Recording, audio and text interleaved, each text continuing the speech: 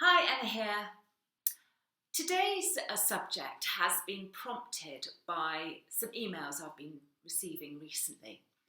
And those are the emails from people who are writing to tell me how bad it is, how bad their symptoms have got, what symptoms they're experiencing, and when it's at its worst. And although I sympathise, things can be pretty difficult to manage sometimes or even to cope with. And I also get that the medical industry encourages you to think in this way. When you go and see a doctor, they will ask you what is wrong. Of course, that's their job, and they need to understand your symptoms and what's happening for you in order to diagnose and prescribe medication. But when we're talking about anxiety and depression, this way of thinking is particularly unhelpful. You see, when you bring back a memory, especially if you write it down or tell other people, you recall it for other people, you're not just recalling a memory. What is going on in your brain is a whole 5D video. You are recalling your feelings, the sensation, any touch, you're recalling your sight, your smell, your taste. All these things are part of this complex memory and video in your mind that is created when you experience these things. Now, some people even keep a diary and write down their bad days, when it's worst, and recall it. And I want to encourage you to stop doing that. It's not helpful, it's not necessary. And actually, all it's doing is it keeps reinvoking the anxiety feelings. Take this as an experiment, okay? It's happening to me already, even just thinking about telling you about this. Think of something that you really love to eat. Maybe, I don't know, it's a particular cake. For me, it's cheese sandwiches. And as soon as I think about cheese sandwiches, I know it's bizarre, but as soon as I think, or you think of something you really like to eat, right, your mouth will start salivating, okay? Remember the Pavlov's dogs? And it's because when you think about that thing, it brings back everything. Now, imagine you're thinking about an anxiety attack or a panic attack, or you're thinking about a depression when you felt really bad. The same thing is happening, and you will be getting a physical reaction from that.